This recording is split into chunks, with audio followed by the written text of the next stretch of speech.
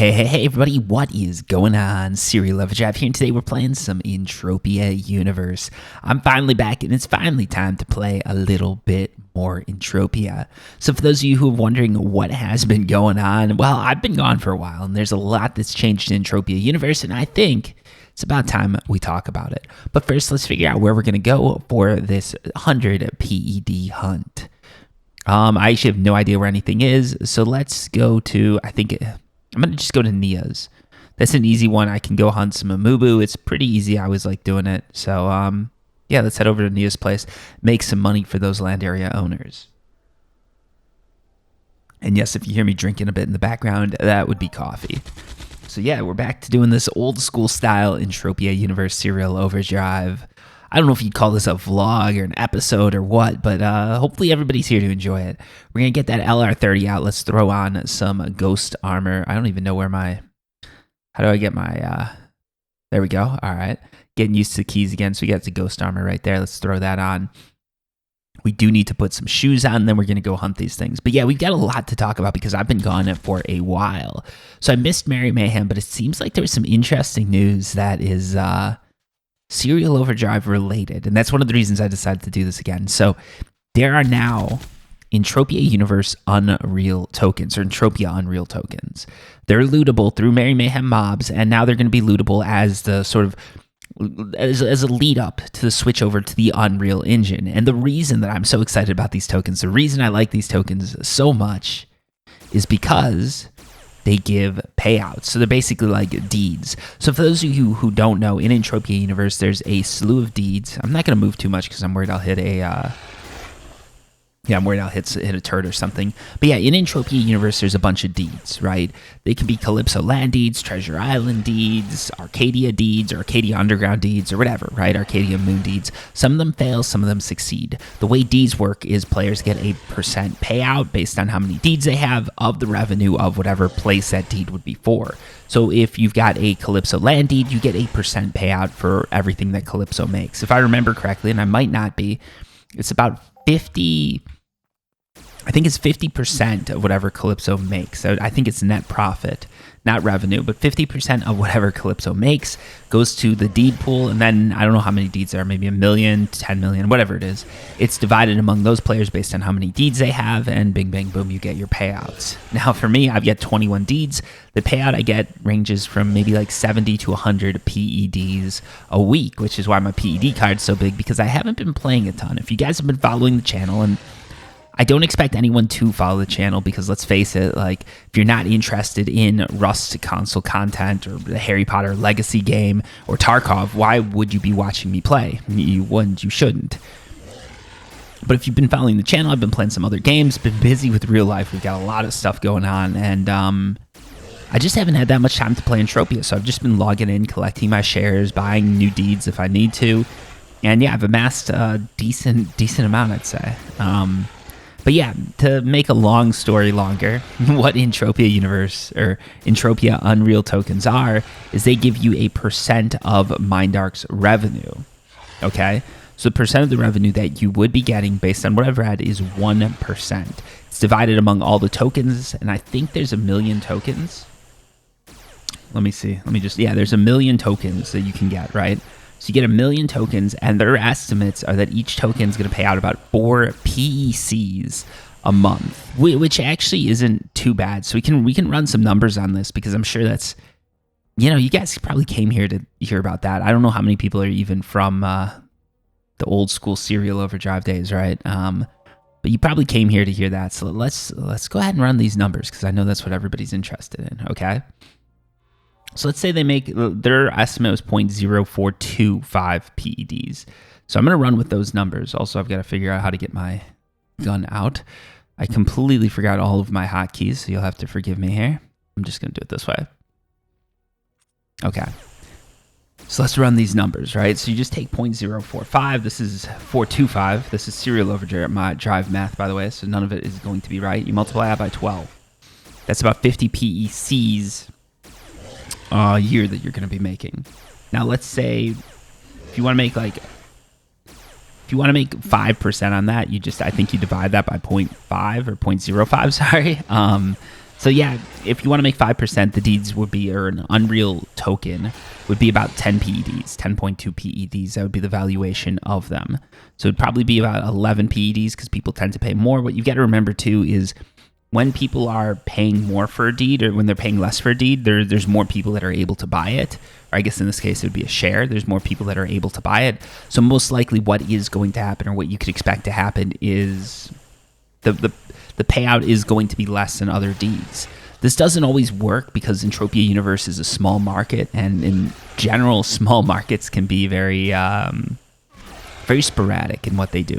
Not everybody's operating off of numbers. If you're looking at the stock market or something where you've got all these people and big industries and everything like that participating in, they tend to be fairly easy to predict because people are operating off the numbers. And there's enough people operating off the numbers, and there's enough shares available and everything like that, that things just tend to sort of stay where they should be. You don't have people going out and buying Twitter for something like, I don't know, some crazy valuation per share. That would be ridiculous.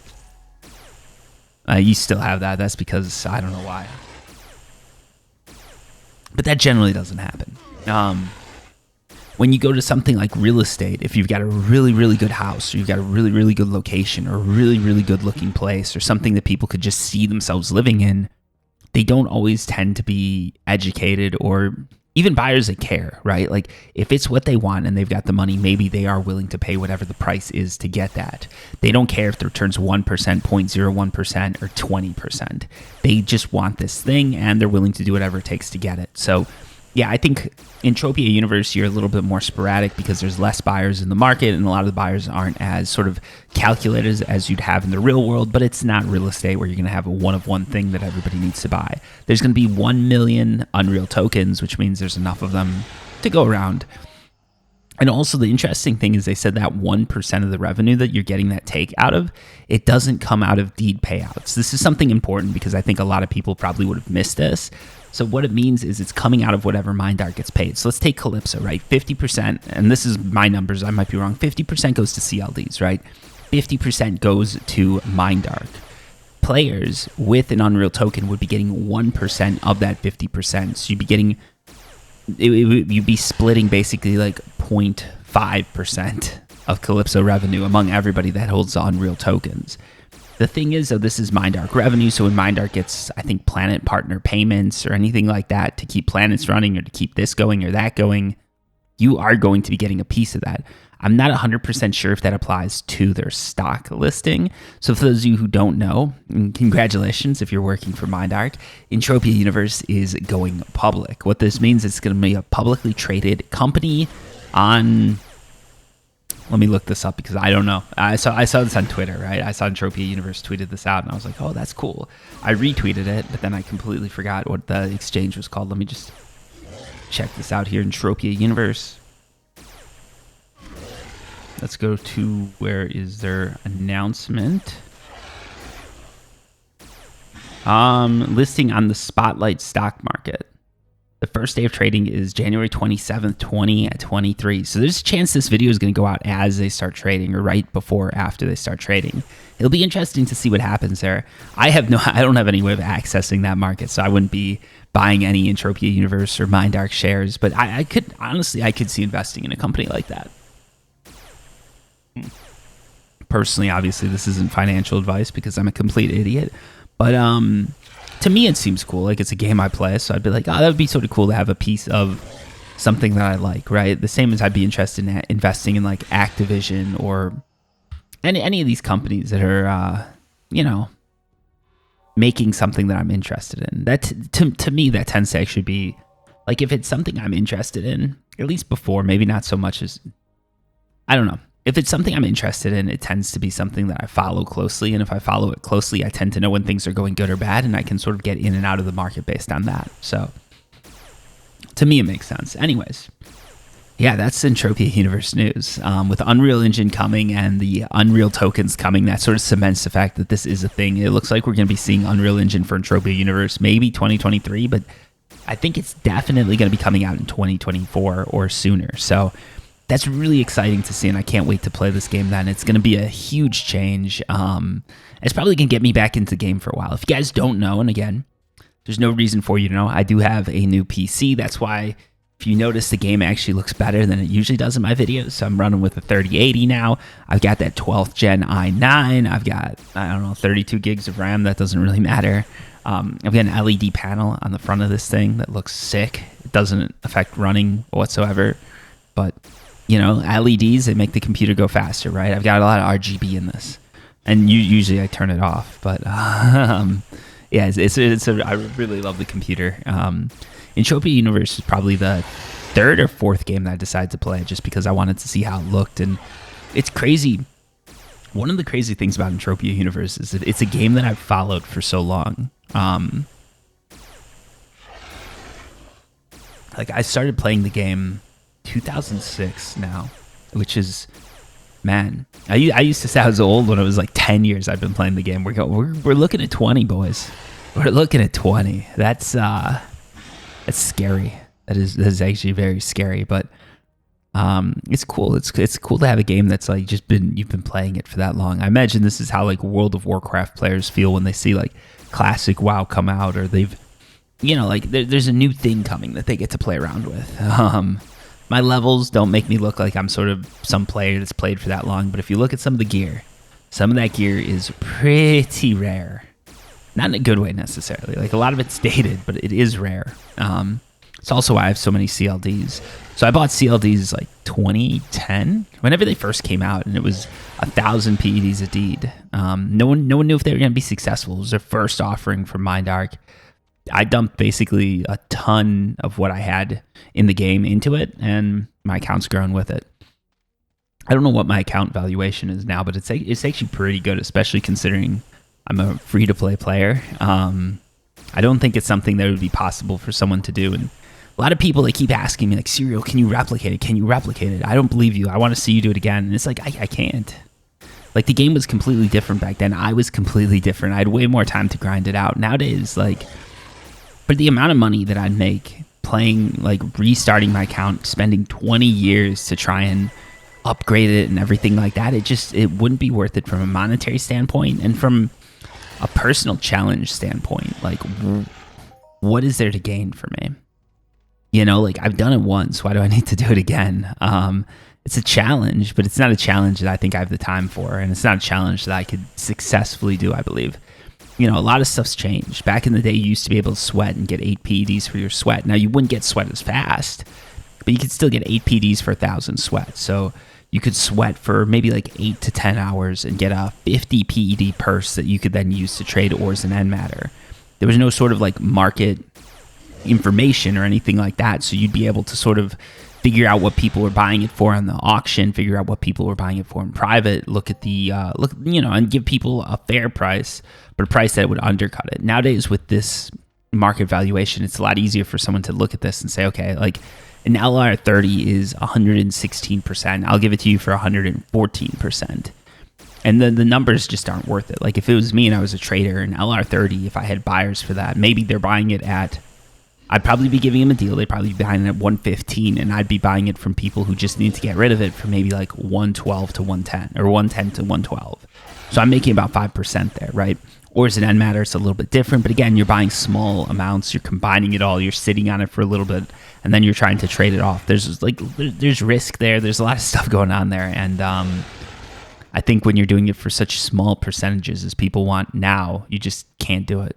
But yeah, I mean, a lot of people back then used to talk about how scummy traders were too. So it wasn't all cookies and rainbows. It wasn't all cookies and rainbows. Some people hated me for what I did. My idea was like, hey, look, quick release. Like, someone comes up to me, they say, hey, I need 50 PEDs. I've got 49 PEDs of stuff, you know, or they just wanted to sell the stuff quickly. They'd come to me, I'd give them one bulk price. Even if it was something that I had no idea if I could unload, I'd try to give them a fair price for it. Then I'd go try and unload it. Once I had enough of everything, I'd bulk it up, and then I'd go to a crafter who they didn't want to waste time going back and forth or buying on their own. I'd go to them and I'd say, hey, this is what I've got. I can give you a price that's below what the auction typically is. And some of them, they'd want to, like, they'd say, hey, like, I'm a big time crafter. I want, you know, maybe 1,000 PDs of list every 2 weeks. And I don't want to worry about it. Like, every 2 weeks, we can figure out where to meet. You meet me, you drop it off, and that's that. And, like, if you can make that happen, you know, people are willing to pay for that. But yeah, I guess that's my idea. I was a middleman, but I was trying not to rip anybody off, and I was still trying to make sure that I wasn't getting ripped off either. But yeah, I guess we're definitely powering through these mobs. It looks like we did get some sort of level here too. Where's the notification? There we go. What did we get? 19 in the mounted laser profession. That is something I don't care about. Cool. But yeah, I know, 2 years ago I was saying I'm going to get my total skill points to 100,000. I'm still not there. How sad. But my YouTube account's definitely done a lot better than I thought it would. We're at 41,000 subscribers. That's crazy. And that's one of the reasons I don't do Entropia Universe as much. It applies to more of a niche, and just it's hard to get people interested in games that are so niche as Entropia Universe. Like, okay, what's it cost to play Entropia Universe? That's the first question someone might ask. And it's like, well, that is a very difficult question that you asked. And that's where you lose most people. But like I've always said, this channel's about me playing games that I enjoy, showing it off to people, talking about stuff I find interesting, and I really do find this Entropia Unreal Token interesting, so I thought it would be cool to talk about, and a little bit of a throwback for those of you who remember the good old days. I don't know how many of you are left out there, but I do appreciate those that stuck around. They're still getting, either you're seeing all my videos because you got notifications on, you're awesome, or the YouTube algorithm is really spot on and knows that when Serial Overdrive puts up Entropia Universe content, even if it's once a year, once a month, once every couple months, it should go to you. But yeah, I do appreciate that. Man, we're really running through some ammo here. For 100 PD hunt, we're actually going pretty fast, I think. I don't think we were really gonna make some profit on this, because we're not really sitting pretty, are we? Well, that's how it goes, I guess. How much ammo do we have left? I'm not even sure what 100 shots would be worth. Okay, so we've got about 14 PDs of ammo left. Not too much, if we're being honest. I'm going to need to hit a global soon if we're looking to break even, but if I'm being honest, it's been so long since I've played Entropia Universe that I'm just here to have a good time. Break even, lose something, it's all good. And that's how I've always treated it. Like, you got to treat it like a game. Too many people treat it like a job, or just in general, too many people start treating everything as a side hustle nowadays, and I get it. Like, when I was young, I was the same way, but I feel like that's like the problem in a way for a lot of people. They get angry because their side hustle isn't paying off. And it's like, what you're doing is you're taking a hobby and trying to disguise it as something that should make you money. And that's not the case, right? Like, even with YouTube, people like Serial, like, YouTube for you is somewhat of a profession. And they're not wrong. It's somewhat of a profession. Like, I told everybody my revenue, but I guess I can say it again. I feel bad saying this in a way, because it's just like, the thing is, it's like, and whenever I'm like this, I'm like, do I say it? Because I realize I live in a very expensive city and I'm out of touch. So to me, the revenue that my channel makes isn't that much. To someone else, they could probably live off of it. Like, if you're in a third world country, you could live off of what my channel makes, right? To me, if I tried to live off of it, I would be homeless. I'd be able to eat. I'd be able to get a few beers. I'd be able to do a lot of stuff, but there's no way I could even get like a basic apartment for what I make. To me, yeah, it's not a side hustle. It's just fun. I like video editing. I like talking, and it's something that I don't get to do too much in my job. So it's a fun little hobby that I can, every now and then, like, if I need to make a video, if there's something cool coming out, I want to make a video for it. I've got that excuse. I can say like, hey, it's not a job, but it does pay some money. So like, let's, like, I'll tell my girl, like, let's set aside some time, or I guess let me set aside some time to do this, make a video, and see what happens. Otherwise, it's just like, everybody goes to bed. I've got an hour or two at the end of the night, and maybe I'll play some games. Maybe I'll do a how-to video. Maybe I'll just talk into this microphone like I'm doing now while I'm playing a game. But yeah, I do something like that. Okay, we're gonna have to use some ammo here, some shrapnel, just to get that last kill, as always. But yeah, I guess to me it's not a hobby. Like, same with Entropia Universe. Like, you should treat it as a game that you're playing for fun, and whatever you pay, that's the monthly fee for playing the game. And, if you lose some money, you lose some money. That's good, because it keeps the servers alive. And if you make some money, well, that's even better. And, you know, even if you don't lose money, like one of the nice things about Entropia Universe is when you get done playing it, you can sell everything and withdraw. And that's something that most games don't allow you to do, right? Like if you get done playing Fortnite, you can't sell your skins and get out of it. On Steam, you can. So like with a game like Rust that's on Steam, not the console version, but on Steam, you are able to, which is actually pretty nice. Like, but you don't get that initial purchase price back. You don't get your monthly subscriptions back.